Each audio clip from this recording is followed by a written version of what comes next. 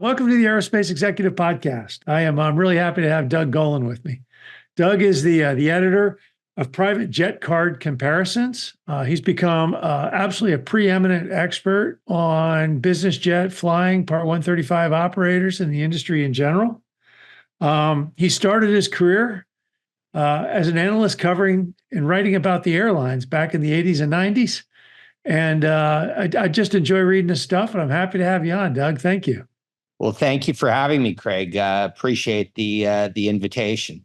So all good. So hey, look, you're seeing it everywhere. I love reading your articles. You've got some great insight. You're certainly to break. Yeah, you're certainly the first guy to break a lot of news to the industry when it happens. Mhm. What? Tell me more. How did you get into this? Well, I started as a journalist. I'm a media publishing guy. I started as a journalist, writing for a trade publication back in the '80s, and I was the trade publication that went to travel agents, which were a big thing back in the '80s and '90s. Back then, they sold about 90% of all the airline tickets. And today, the travel agents are still doing very well, but it's actually with the high-end, ultra-luxury, sort of the same people who play in the private jet market. But I was reporting on the airlines back in the days of Pan Am was still around. You had Continental and Eastern together, the Frank Lorenzo, Disaster.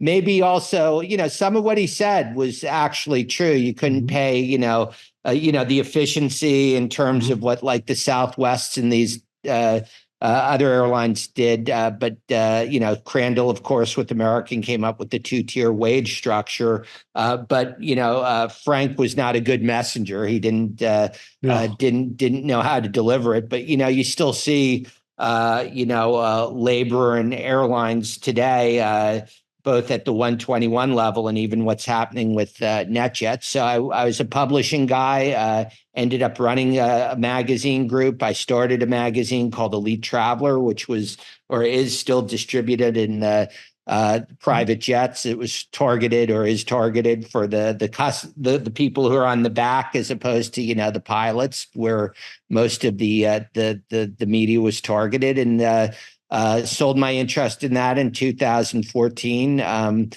Forbes enlisted me as a contributor. They have the contributor network to write about private aviation and luxury travel.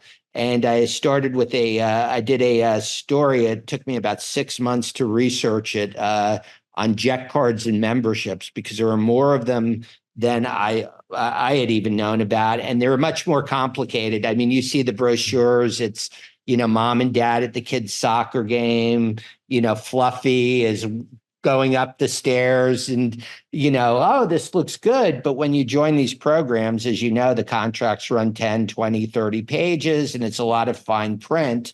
Mm-hmm. And so because, most reporters just take their notes in their notebooks. And because I was, managed and, publishing companies and had to deal with investors and CFOs, I got pretty good at Excel. So when things didn't fit into a notebook, I'd always put them into a spreadsheet. And that's what I had been doing with all the data I had gathered for these stories for Forbes. And a couple of the CEOs like Andrew Collins and Alex Wilcox, and then Brad Stewart, when he was at Exo, said, what are you going to do with all this stuff that you got from us, in the 6 months you were researching these articles? And so a woman who had used to work for me at Elite Traveler, she was between jobs. And I said, Lisa, have you ever put a website together? She said, no. We used to do websites, but we'd pay a lot of money for outside people to do them. And I was sitting on my couch and I didn't want to pay a lot of money. And so a $99 WordPress website in 2016 was the beginning of Private Jet Card Comparisons. And we sort of figured, these people are all spending hundreds of thousands of dollars, if not millions, for fractional ownership. $250, save time, be able to compare the stuff head to head. Maybe they would buy it. And so all of a sudden, I was actually with my dad on a vacation. We were over in Germany, and he's an ex-RAF guy. So, if you're on time, you're 5 minutes late. And all of a sudden, I started getting these notifications, subscribe, subscribe, subscribe. People were buying it. And back at the first stage, I had to like personally like flip a switch so that they got their stuff. But Right. that was the genesis. And, we built it out. So now today we have over 80 providers. There's over 1,000 different program offerings, mainly North America, but we've got a European database. There are some programs that are global. But basically, for people who are looking at jet cards, memberships, fractional, it's a great way they can save time. We provide a custom analysis, so they answer some questions. And based on that, we're usually able to narrow down the providers, from the 80 to 4 or 5 or 6. And so the providers really like it because there's no cost for them. They just have to give me the data in their programs. But they spend a lot of time, or their salespeople spend a lot of time talking to people who are not qualified prospects. And so they know when they get people from private jet card comparisons, they're one of 3 or one of 6 choices. And so it's much more efficient. The people already understand where's the primary service area, what's the call out, what's a daily minimum, all of the fine print stuff. And so it's worked out pretty well. And so I really enjoy it. I love I like the people in the industry. It's a great industry that does very good. I like the people on the provider side. And, talking to the subscribers, they're all fascinating people because there's a lot of interesting ways that you make enough money to fly privately. So it's fun. Absolutely. So look, hey, so let's just talk a little bit about the industry. It's a great story. I was fascinated with your story, but let's just talk about the industry a little bit. Huge COVID boom. Right. Everybody went from, the initial panic of COVID, we're flying for fuel, we're just, whatever we can to keep the lights on. And then all of a sudden it went through this huge boom. And now then everything stabilized, and then, back to normal maybe.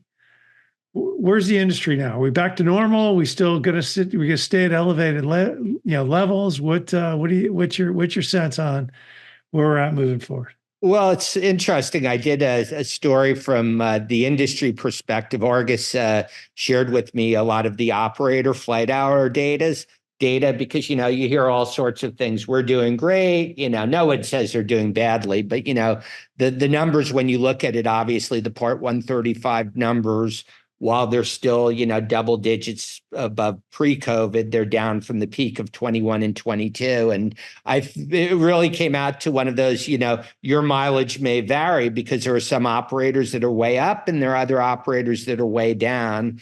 And as I talk to operators, some of the operators that are down were telling me, we knew that the flush times weren't going to last forever. We didn't do anything stupid. We took all the business we could when we were able to fly it. But, we didn't double our fleet. We didn't get into M&A. And so we're back and we're doing a little better than we were before COVID. And then the second thing that was interesting, I heard from operators of managed fleets, is while initially the owners of some of the planes, if they weren't flying, they did like the idea of all the charter revenue.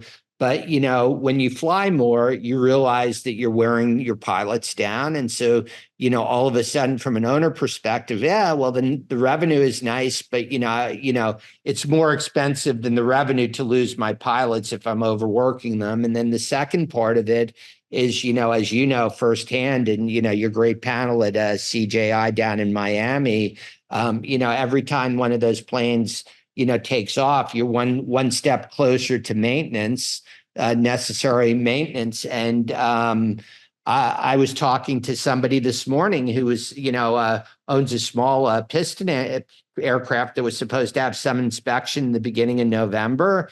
He has non-refundable a villa or something in the Bahamas over Christmas. His wife's pregnant. They were going to fly on that. And, they're now telling him that they're not going to be able to get to it until January.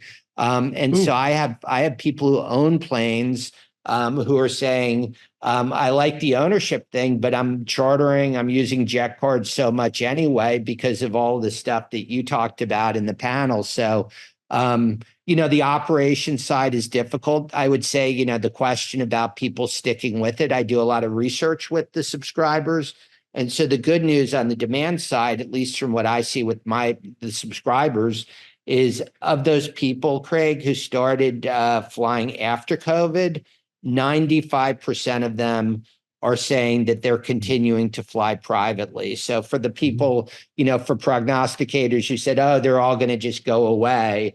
Now it's split. About 50% of those people said they're flying private regularly. 50% said from time to time, but it's sticky. And then the other number that I would say is good for the industry, of the people who are flying privately before COVID, 88% are flying the same or more than they were before COVID. So those were good signs. The other thing that I think, in terms of tailwind, is that I ask, is what happening with the airlines, tough airline service, the hassles of going through the airport, is that driving you to fly privately more?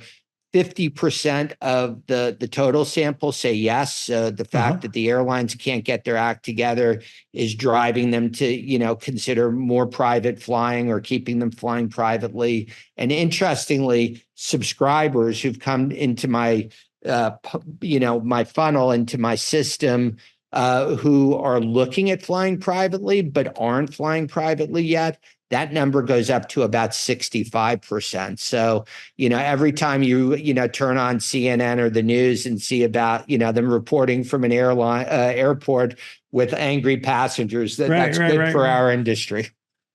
Well, that's a funny thing. So, I work out every day with a guy and got, private equity, got stuck in New York for 3 days, kept canceling his flight, couldn't get home. They're like, yeah, we can get you back. Right. Wednesday. It's like go hang out in New York for 3 days. We'll get you back. And, then he's got to go to Europe, last week or the week before. And for him to get to Europe, he has to take a car down to Myrtle Beach. No flights out of, no flights locally that could get him there. So he's driving to Raleigh or 2 hours away. And you're like, look, everybody my personal opinion is if you got a net worth of about $10 million or more, you should just have a jet card. At the end of the day, you never know when you're going to need it, but eventually you'll need it. Maybe it's take your family on vacation, maybe it's for business, maybe for whatever. But 250 grand out of your life. I mean, it's at some point you could just say, I can afford it. You may not want to spend it, but you can afford it and you may need it. Well, and I think that's kind of where the business has gone to. Well, I'd say the interesting thing is sort of, as people who dipped their toes into private aviation because of COVID went through the first tranche of hours or deposits, so they bought, the feedback about, why are we looking for more, was sort of twofold. So I talked to quite a few husbands who said, yeah, if it were up to me, maybe we'd go back to flying on the airlines. But my wife, with our 2 young kids, said, yeah, any vacations that you take, unless we're going privately, right. Don't count me, but here's, you could talk to my lawyer. Yeah. Well, think about some of the places people go on vacation. You're going down to the Caribbean where there's 2 flights a week or, whatever. Yeah, I had a guy from I think he was going from Little Rock or Bentonville, he has a place in Aspen, and he was doing it on the airlines for like the last 6 or 7 years. I think he was an executive at Walmart. And after 3 straight weeks that he didn't get to his house in Aspen because whatever the airline was canceled the flight and couldn't get him there till Monday, Right. He's like, well, I can afford it.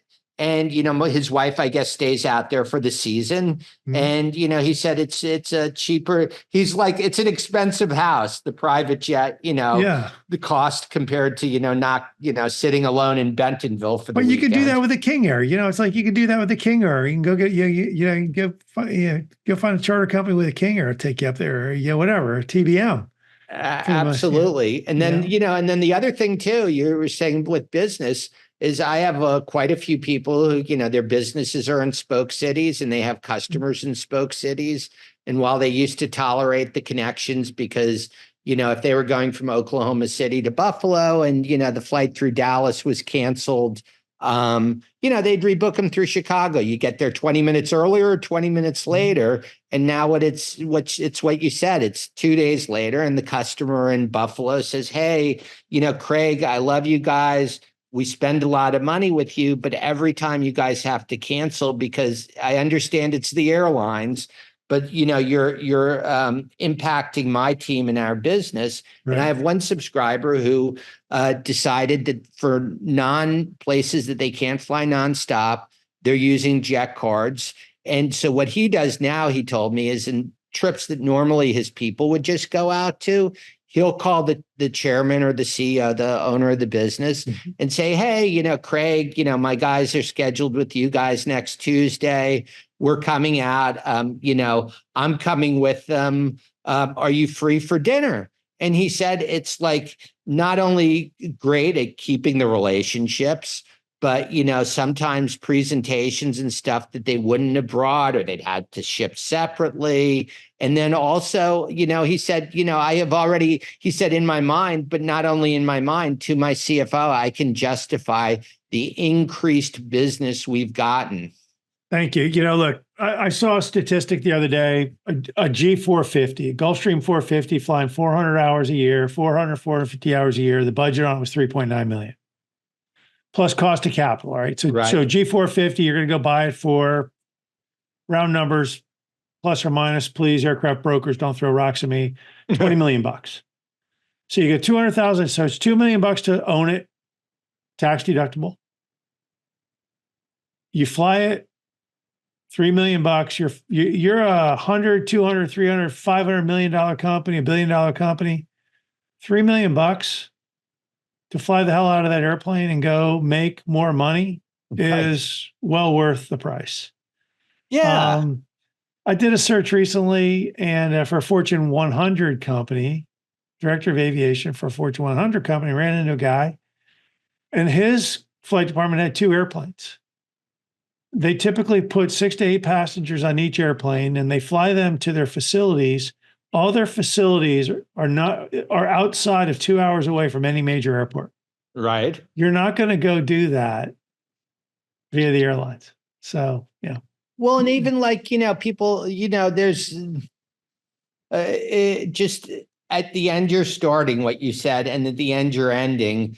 There's a lot of flights between New York and Palm Beach, but if you happen to be out on Long Island or somewhere in mid-Jersey, yes, you can drive 2 hours to Newark, and then yes, you can fly nonstop to Palm Beach, and then yes, you can drive 2 hours north to Jupiter or somewhere along the Space Coast, and it's an all-day trip. Versus privately, you can fly from Morristown or Trenton, directly to Jupiter, right? Yeah. And boom. Scariest words ever said. We're going to democratize aviation. Look, it's expensive. For the, let's just call it what it is. It's expensive, but for the right, it's the right product for the right people. But along those lines, we're probably preaching to the choir. Lots of new entrants and lots of comings and goings in business aviation. Fly Exclusive, growing. Volato, just IPO'd. Jetit is a goner. They done jet gone. Who else we got? Who else is coming? We got a lot of consolidation between Exojet and Vista Global. So yeah, I tracked. It was interesting. So not necessarily new companies, but since the beginning of the pandemic, there were over 20 companies that launched jet card or membership programs for the first time. So after the surge, there was almost too much demand and some stopped. But there are a bunch of new entrants, and Fly Exclusive, I think, is started in 2015. But interestingly, they didn't launch their first jet card program till the beginning of 2020 because they were like a lot of these operators. They were doing mainly wholesale market, and then they decided that they wanted to go direct to consumer. So I think the other thing that's interesting, it's a long tail industry, right? And so the interesting thing that I see is that you don't need to be NetJets to be successful. When I ask subscribers, one of the qualifying questions when they ask for a custom analysis is, are you interested in dealing with boutique providers? And 70% say yes.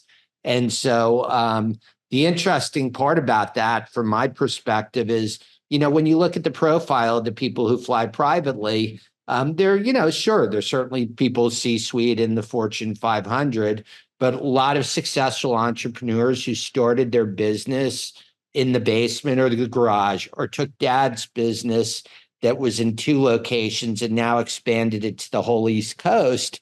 And so I think, when you talk about consolidation, people are like, well, is there going to be space for the boutique operator or boutique provider? And my answer is unequivocally yes.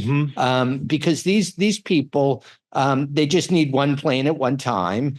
And, when something goes wrong, as it does in aviation and private aviation as well, they like the idea that, the owner of the company is calling them from his kid's soccer game on a Saturday morning, as opposed to, owner services rep saying, we'll call you back. And the person's sitting there. And so I think, it's sort of interesting with the M&A, and just you look at the industry, and I see a lot of the brokers, on their websites, we have access to 10,000 planes or 12,000 planes. And I always tell them, I think that's the wrong approach. I was saying my background was with the travel trades and travel agents, and I still cover and write about luxury travel. I just came back from a conference in Cannes, France last week called the International Luxury Travel Mart. About 6,000 people. Half of them are the general managers and CEOs of luxury hotel groups. The other half are luxury travel advisors, so travel agents, the ones that were supposed to go out of business. And the ones that are successful are the ones who are dealing with ultra high net worth, the same people who are doing private jet charters and own jets and have shares with NetJets. And the interesting thing is, you could book a hotel in Rome on Expedia. Bill Gates said when he started Expedia, throw away your travel agent's business card. You can do it all online. And St. Regis in Rome has 1-bedroom suites. But they're not all the same, right? Some look over the back alley. Some are on top of like the club or underneath like the roof bar. Then there are like some that overlook the Spanish Steps. And so these travel advisors have relationships with the GMs of the hotels. So if Craig was my client and I was a travel advisor and you were going to Rome and I had recommended the St. Regis, I would then call or email to my contact at the St. Regis and say, hey, Craig is coming. It's an important trip. He hasn't been to Rome or whatever. Please make sure you get him in one, these 6 suites, one of these 6. And the person who gets the ones overlooking the loading dock are the guys who book on Expedia or Travelocity and stuff like that. And so I always tell, and there's a broker down in Miami. I'm located in Miami, Kevin Demore at Unity Jets. He's an ex-NetJets guy, and he lets me sit in his office from time to time to see how the sausage is made. And you hear the conversations, well, from the customer, I got this and it's $2,000 less. And so who's the operator? What's the tail? And, he'll look it up and he'll either say, oh, that's good, or he'll say, yeah, listen, it's not about safety, right? It's about reliability. We don't use that operator because, X, Y, and Z in terms of, reliability. And I think the other thing, going back to, the long tail and the M&A, is the fact of the matter is, when you talk to brokers and you ask them, out of those 20,000 planes that you say you have access to on your website, and none of these luxury travel advisors are saying we have access to 80,000 hotel rooms, right? Right. It's the relationships. How many operators did you use in the last year? Well, we booked with 100. Great. How many do you use regularly? 12 operators, 10 operators, 15 operators. And the great thing about the industry is it's like any industry. It's the 20/80 rule. And so with those 15 operators that they are working with, when something goes wrong, they have the buying power and the clout to call them up and say, hey, listen, I don't care what's happening with your other customers. I have more bookings, 3 more bookings this month. I need you to get a replacement aircraft for Craig. I'm not going to go out and requote him. Yeah. And so I think, that's the power of the industry, providing a good product that the customers want. Yeah. Well, that's the whole thing is that, I've sold to your customers are wealthy people. I've sold to a trash load of wealthy people. And here's what I found over the years is they'll pay up. They don't care. Right. They want customer service. They want outstanding customer service. They want outstanding customer service now, and they want to be taken care of. Right. And if you ever screw them, you're done. You're done. So if they get 3 things, if they get 3 things, and the 4th thing is that all 3 of the things done honestly, they're your best buddies.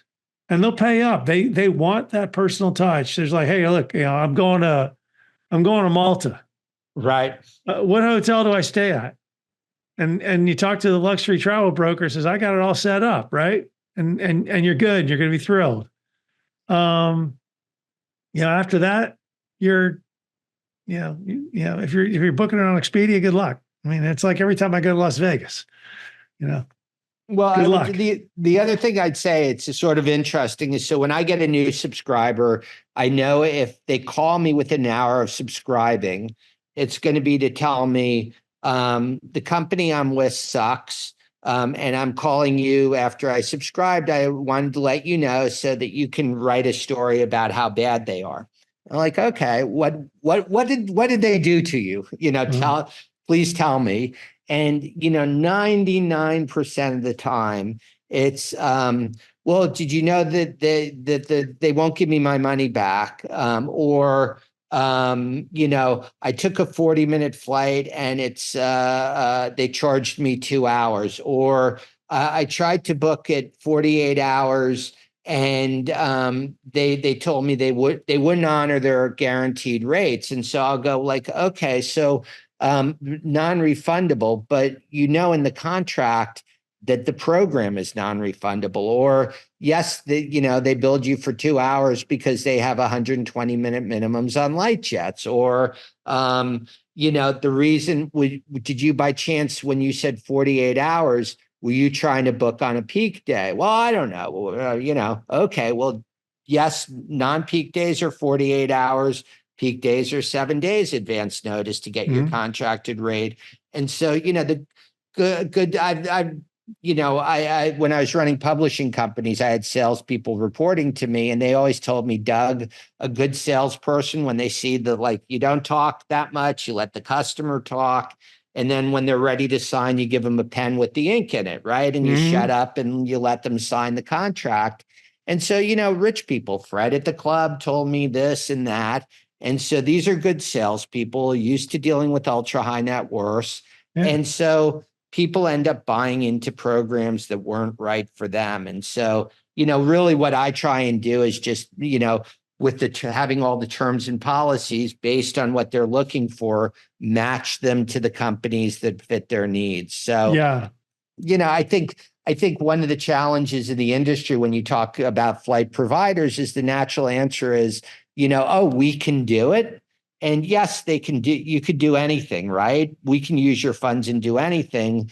But, if you're not adhering to our policies, when we source that flight, it's probably going to cost you twice as much as it would have with a program that's targeting that type of flying. Yeah. So. When I was at FlexJet way back in the day, that was the thing that scared me the most was the person that called me up. They just wanted the contract. They just wanted to sign it. And, I'd always just say, look, hey, look, it was a sale. I could sign them up and it was a sale. But then I knew that what was on the back end of that? They'd go do a couple flights and then get the bill. And like, you never told me. Well, the flip side of that question was you never asked. Right. But then, but then you're wrong because, you never told them. Well, you never asked, right? It's not my job. My job is to sell you the program, not to tell you all the intricacies of, whatever this, whatever that. So, I always just said, hey, make sure you read through this contract, or better yet, here's a lawyer. Go spend some money with a lawyer and have them walk you through it so you know exactly what you're getting into. Well, I actually, That's just me, but that was just me. It's like, all right, because I just hated those calls where, the irate customer on the back end is going, you never told me. It's like, well, you never asked. So, well, and I always tell some, so I have in the paid section, I have about a half dozen lawyers who specialize in fractional ownership and jet cards. Then I encourage them to use them.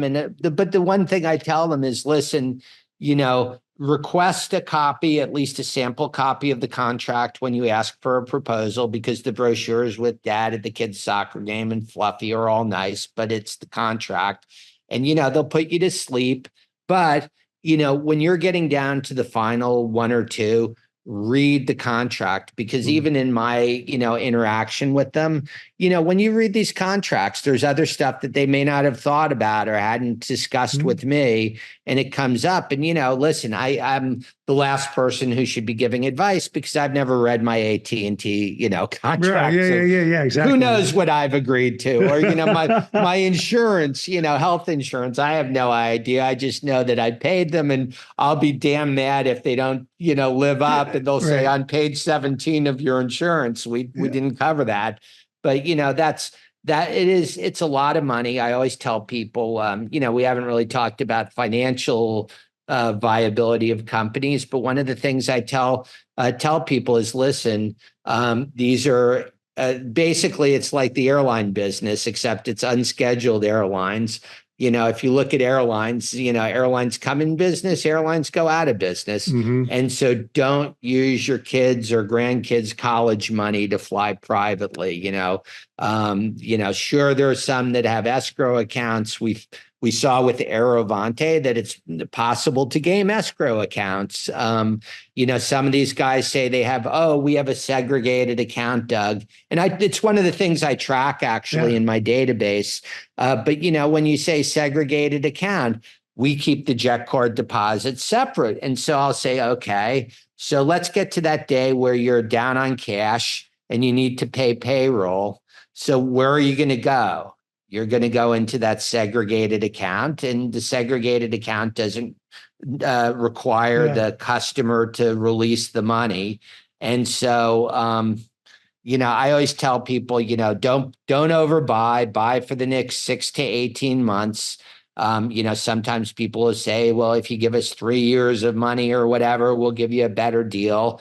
Every time the deal is up, you have a chance to renegotiate and get your free hour or your whatever confirmed upgrades and catering credits.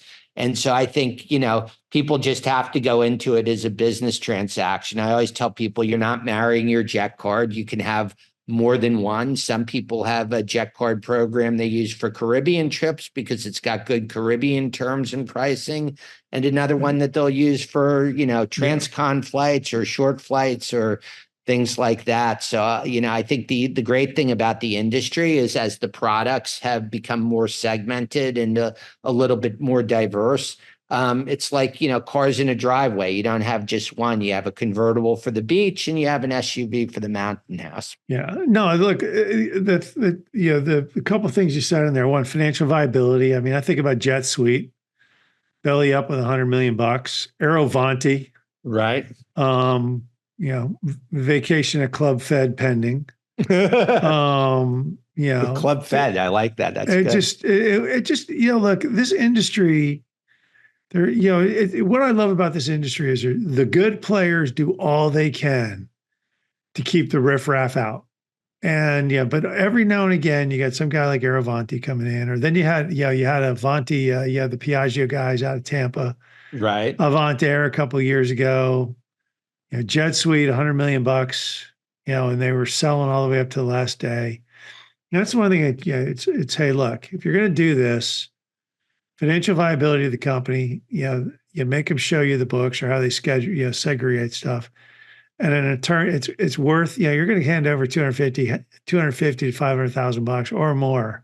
Right. It's worth a couple bucks to have Steve Hofer, or one of the more prevalent aviation attorneys who deals in this industry regularly, take a look at it, because they know who the providers are. They know where to look, and they know where the dead bodies are hiding.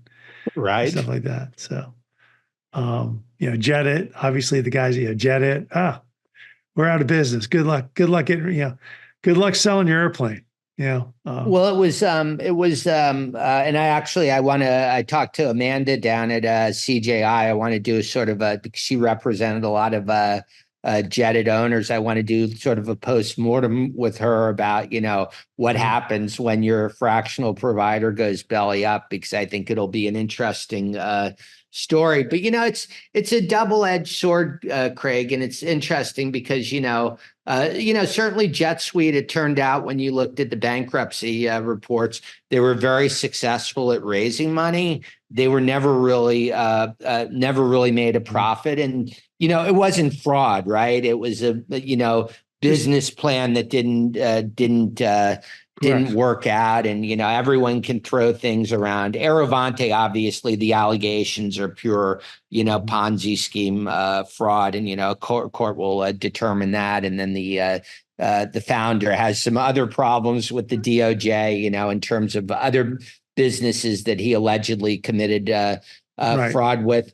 But, I look at even like Wheels Up and VistaJet, which get a lot of, grief within the industry. And, I see subscribers who are with them and joined them. And so the interesting thing that I think about with those programs, and I just did an interesting article about VistaJet, is, I've had subscribers who've lost hundreds of thousands of dollars for either requotes or cancellations on international itineraries. So one subscriber, she was coming from Denmark to Seattle. She booked a flight. It was like $150,000. Thought she had to get back, and she just assumed, and she has a jet card for the U.S., but she booked this with some charter broker and just assumed that you could cancel it and this and that. And then her plans changed, and they're like, no, it's an international one way. Goodbye, $150,000. I had another subscriber who was in Nairobi. This is about over a year ago, so probably somewhat impacted still by COVID. There was a mechanical, had to get somewhere else, and the requote to get him a plane down to Nairobi and to pick him up to wherever he was going was over $300,000.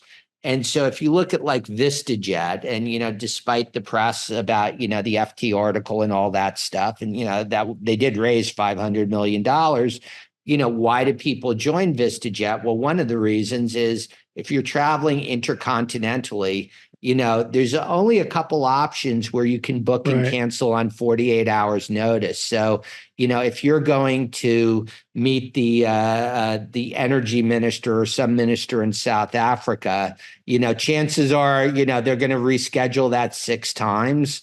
Unless you own a jet or you have a share with like a NetJets or a FlexJet, right? Booking charters, you can lose money. And so my only point is, there's a lot of ways to lose money in private aviation. Sometimes it's a cancellation fee. Sometimes it's the company went out of business. And the interesting thing I'll say about Jet Suite, because the best thing for me is when a company goes down, because there's this group of flyers, or like NetJets when they stopped renewing their Jet Card members. When all of a sudden this big group of flyers needs a new place to fly, I get more subscribers. So I benefit when these things happen. I don't like it. But when I got, people in from Jet Suite, the first response was, I'm going to sue these guys, blah, blah, blah. Within 6 months, the responses I started getting back were, Doug, I looked at the math, and yes, I lost $80,000, but I was a member for 2 years or 3 years. And when I amortized things, I still came out ahead of what I would have paid with brand A and B. So, it's the reason. It's complicated. I mean, it's complicated. If you want to take a jet to Nigeria, it's good luck. It's or if you need a short, like a lot of the guys during they raised the daily minimums on light jets from like 60 to 90 or 120 minutes. So what's the solution? Wheels Up King Air, right? So you could either pay $15,000 on a light jet or $6,000 to Wheels Up. Yeah, I mean, and look, the Wheels Up thing to me, Wheels Up, it's just hard to make money on King Airs. I mean, I've been around this industry a long time. Right. It's just hard to make money on King Airs. I think going back about 6, 7 years ago, I was talking to them and they're like, yeah, we're deadheading an airplane from Jackson Hole, Wyoming back to Chicago on a pretty routine basis. I knew at that time I was not going to be an investor in Wheels Up. I'm like, oh, that just hurt. I got just listening to that hurt. I heard from like subscribers who would ask me, how long do you think this will continue? And the how long do you think this will continue were the people in Jackson Hole who would talk to the pilots and they'd hear, yeah, the plane came in from Santa Barbara, took you on the 40-minute flight to Denver and then deadheaded to like back to Chicago or something. Yeah, no, yeah, that's a recipe. And then they themselves knew it was too good to be true. Yeah. And they also understood that they, as the financials were out there publicly, listen, I have money at risk. But the interesting thing is when they look to compare, and I would be doing comparisons, helping them out, for a lot of these people, the reason they stuck with Wheels Up is that for the terms and the prices, it was still a better solution than the other ones. Absolutely. If you were a customer of Wheels Up, it was great. It was a great deal. If you're an investor of Wheels Up, it wasn't so good a deal. Different matter. Now look, now they're redoing their service areas. They're looking at how the fleet is managed, how it's operated. Those are exercises that needed to happen a couple of years ago. Right. But, we'll see. We'll see where it goes. I mean, hey, look, they're not out yet, so we'll see where it all goes. Well, the other thing too, I think about it, and listen, I look at the rules and the programs. The other stuff is harder to gauge, but they were built and they raised money on the thesis that they were going to build an Airbnb of private jets. And the investors, what they wanted, like they wanted with Amazon and Airbnb and all these things, their message to the management team was get as many members as you can. We'll get the scale, right? And we'll figure out how to make money later. And then there was a day, and I think it was 2022, because I remember the guy from Uber came on and shocked everyone because his investors said, oh, we now want you to make money starting today, stop the losses. And Daria, I can't pronounce his last name, but he said, oh, we're cutting out all these other Uber things. Goodbye, Uber jets. Goodbye, Uber this. Yeah. We're going to make money on doing Uber Eats and Uber the cars. And, I think that's where, Wheels Up really got whipsawed. They had bought all those operators. They hadn't merged them effectively. Their costs were going through the roof. They had, their gold or their real asset was the subscriber base they had built up. So whereas other providers were using force majeure and, fine print in their contracts to change the terms on 30 days notice, Wheels Up really did not. They lived up to the letter of their contract. They didn't change terms. In fact, they did some things that were probably detrimental to their financial, that lessened the impact of the changes they made. But, they're around, as you mentioned, Delta is there. And so we'll see what the next chapter brings. Well, look, I'm not in their books. I'm not in their operations. I'm not anywhere close. I don't have an opinion. I just knew that when they were dead. I mean, I don't have an educated thought. Let's put it that way. I could surmise, but when they were telling me about all the deadhead that was going on, I'm like, because I saw Raytheon when Raytheon had Travel Air. Right. They went bankrupt operating King Airs. It just killed them. It just killed them. Now, on the flip side, you think about, I don't have an opinion about NetJets. I mean, about Wheels Up. Well, it's funny. I'm being a reformed New Yorker living in Miami. I just never renewed my license living in New York City. So I don't have a driver's license and I rely on Ubers and I keep using Uber. If Uber and Lyft ever went out of business, I'd have to get a driver's license again. So, I'm not sure if they're making money or losing money, but I'm rooting for them to succeed because it's a good solution. And I think, I root for everybody. I mean, absolutely. I'm rooting for Wheels Up. I'm hoping they do well. Fly Exclusive. I'm hoping Fly Exclusive does well. They provide a lot of jobs up in Eastern North Carolina where there's not a lot of jobs. I'm hoping Volato does well. I mean, I want to see a new entrant. I want to see a new entrant come in and maybe offer a little bit of different business plan, but successful competition raises the bar for the industry. It makes everybody do a little bit better. And so I just want to see everybody do great. I want to see the riffraff of Fly Avanti out of the industry. I'll say, Craig, so those people, the things that I don't like are those guys that are fraud, people that's alleged fraud, but people that have fraudulent schemes, and that pops up and you see it from time to time, and I cover that. And then the other thing I think is you see, and I think the whole industry would probably, or most in the industry would agree, there's a group of companies that are small companies with big aspirations, and their approach is hire a PR company for $10,000 a month and put out a press release that we've revolutionized the market. And so when I talk to them, and they get coverage because they're talking to journalists who don't understand what goes on in the background. So they're really taking advantage of, a reporter who's writing about Tahiti one day, 40-year-old Scotch the next day, and now a private jet company that's revolutionizing the market. And when I talk to them and ask them, so where do you get, this stuff? Oh, Avinode or, Fly Easy. And, so anyway, that's sort of, I think, what's detrimental to the industry. The people who go out there and claim, that they're making changes, and the only thing that they're really done is hire a PR company and essentially misrepresent what they're doing. We're the Expedia private jets, Yeah, well, absolutely.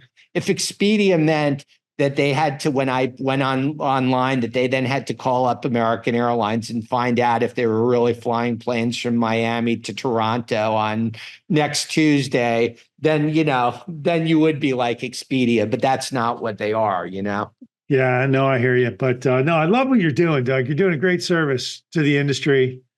I think it's a great place just to have a clearinghouse of information for the customers to go to with some dedicated resources.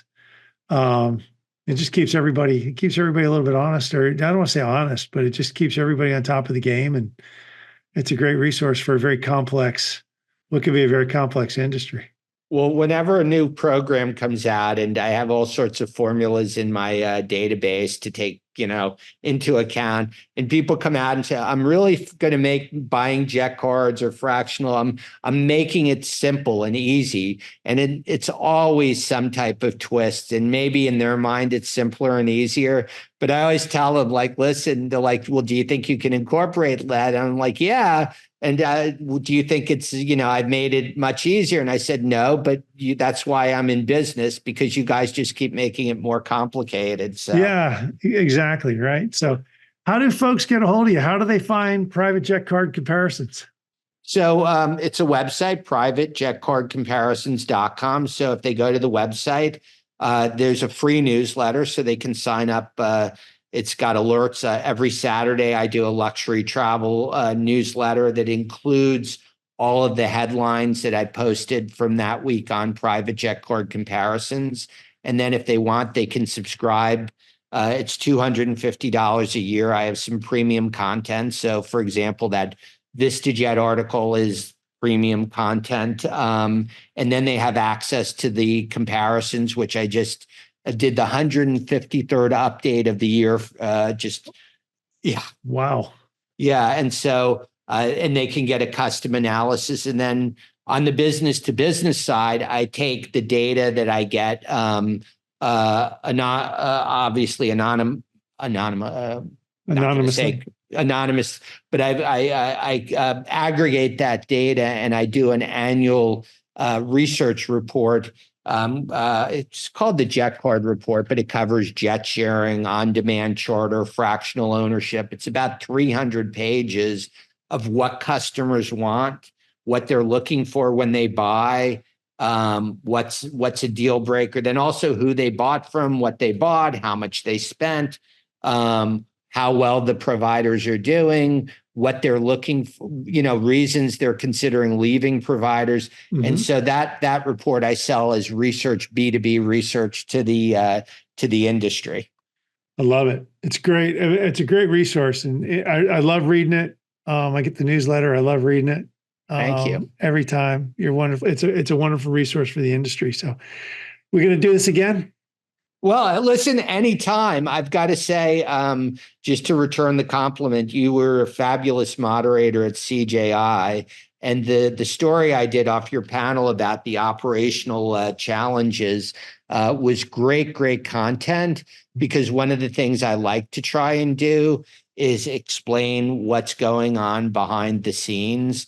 Because, when the customer understands the challenges that the industry has, Mm-hmm. they become a little bit more empathetic. And the interesting thing is, all of the customers, or 99% of the customers who fly privately, they own and operate businesses too. And so they get frustrated when they have service letdowns. Interestingly, when I talk to them, and after they get done, ranting or, raving or just telling me what happened, I ask them about what business are you in? And, so how is COVID and supply chains and labor shortages, how has it impacted what you do? And they all have a story that's as bad or worse than what's happening in private aviation. And they really come away and they're like, okay, listen, I know for the most part, the providers are not trying to piss people off. They're working really hard to try and provide a good service. When there's a mechanical, they're dialing for they're just trying to find that replacement plane. They don't want to inconvenience you. And so the panel that you did, you guys did a really fabulous job. And that's gotten a lot of great feedback from my subscribers. And I've also had a few the jet companies say that they actually took that story, linked it, and sent it to some of their members, just to say, hey, listen, this is from third party. No excuses, but just to give you a flavor for what's happening. So, to you and Al. Yeah. It is a complex, convoluted industry. Operating jets, I don't care who you are.